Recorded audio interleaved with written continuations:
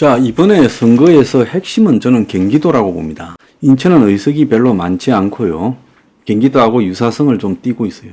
사실상으로 여야가 핵심적으로 각축을 보이고 있기 때문에 이 서울에서는 남은 기간 동안에 좀 애를 쓰고 하는 데 따라서 결과가 바뀔 수 있다고 봅니다. 그런데 경기도는 그러지 않다는 거죠. 경기도는 대체로 한쪽으로 쓸려갈 가능성이 매우 커요. 물론 경기 북부와 남부 간의 이 이념적인 차이는 좀 있을 거라고 보고 있지만은 이 경기도는 국회의원 의석수가요 59개입니다. 한 3% 정도 될 거라고 보입니다. 그래서 이 경기도에서 누가 승리하느냐에 따라서 대체로 이 경기도가 싹쓸이 되거나 상당수 한 60-70% 먹어버리면 그쪽이 선거에서 대체로 이길 수 있다는 겁니다.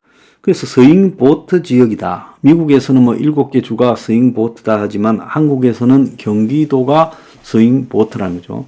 그래서 이번에 보면 여당에서도 용인, 화성 등 이 경기도 지역에 대해서 중진들을 교체 배치하거나 유망 인사들을 배치하는 등 굉장히 신경을 쓰는 모습이 보이는데요. 자, 경기일보 지역의 이제 유력 신문이죠. 2020년 총선에서 수원병과 성남 분당을을 비롯해 1, 2 표차가 10% 안팎이었던 스윙보트, 어느 쪽으로 갈지 모르는 한쪽으로 기울지 않았던 곳이 20곳이나 된다는 거예요. 그런데 민주당이 지난번에 이 스윙보트 20곳 중에서 14곳을 승리했어요. 거의 다 먹었죠. 수원병, 성남 분당을, 고양병, 고양정, 어왕, 과천, 시흥갑, 용인병, 용인정, 김포을, 화성갑, 평택갑, 안산, 단원을, 남양주병, 안성 등 14곳에서 승리했어요. 자, 그런데 2022년 대선에서는요, 민주당이 현역인 분당을, 어왕, 과천, 용인, 병, 정 4곳에서 국민의힘 윤석열 후보 득표율이 앞섰고 또 시흥갑, 안산, 단원을을 제외한 8곳에서는 격차가 줄었어요. 이 스윙보트 지역에서요. 자, 성남 분당을은 지난 총선 때 민주당 김병욱 의원이 국민의힘 전신인 미래통합당 김민수 후보를 2.24포인트 차이로 이겼고 대선에서는 윤석열 대통령이 이재명에게 16.18포인트로 크게 앞섰어요. 어왕 가천도 지난 총선 때 민주당 이소영 의원이 미래통합당 신계용 후보를 5.45% 이겼는데 대선에서는 윤 후보가 이 후보를 5.07%로 이겼어요. 2020년 총선 때와 2022년 대선 때 좀 왔다 갔다 한 지역이 한 10여 개 있다는 겁니다. 그런데 이제 이런 지역들이 이번에 어떻게 되어 가는가가 굉장히 중요하겠죠. 자, 그런데 여당이 이제 경기도에서 왜 약할까? 이번에도 여당이 경기도에서는 이기는 것은 불가능하고 격차를 얼마나 줄이는가에 달려 있는데 여당의 지지율이 한동안 국민의힘이 한 일주일 전까지 잘 나간다 하고 이야기될 때 수도권에서 상당히 상승했는데 경기도에서는 여전히 힘을 쓰지 못한다는 거예요. 메가시티 공약을 내걸고 김포를 서울시 등에 이렇게 편입시키겠다 했지만은 이것이 거칠었고 지금 와서 별로 이 돈이 안 되는 걸로 나오고 있습니다.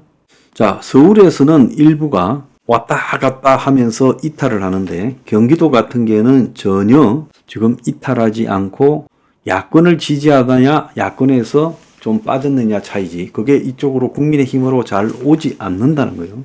그 원인은 부동산값 상승 등으로 서울에 있는 사람들은 이 보수적인 성향을 가지게 되고 경기도에 있는 사람은 부동산값 상승에 의해서 밀려난 그런 상실 심리가 있기 때문에 굉장히 이 부동산으로 인해서 또 사교육으로 인해서 이 인프라가 별로 안 좋죠.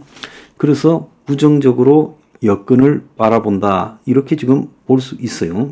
그래서 부동산 사교육 등이 자식 교육 문제 등이 경기도에 있는 사람들이 여건의 부정적인 이유라는 겁니다.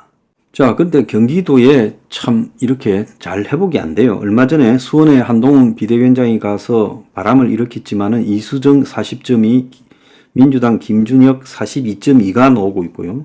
용인의 갑에 야당의 이상식이게 49, 여당의 이원모 33, 양양자는 5%가 나오고 있습니다.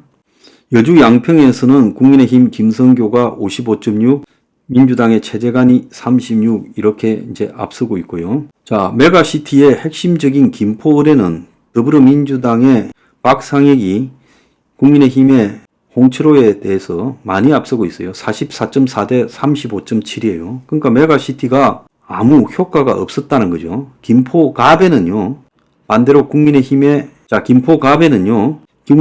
박진호가 41.9, 민주당의 김주영이 44.9 이렇게 또 밀리고 있어요.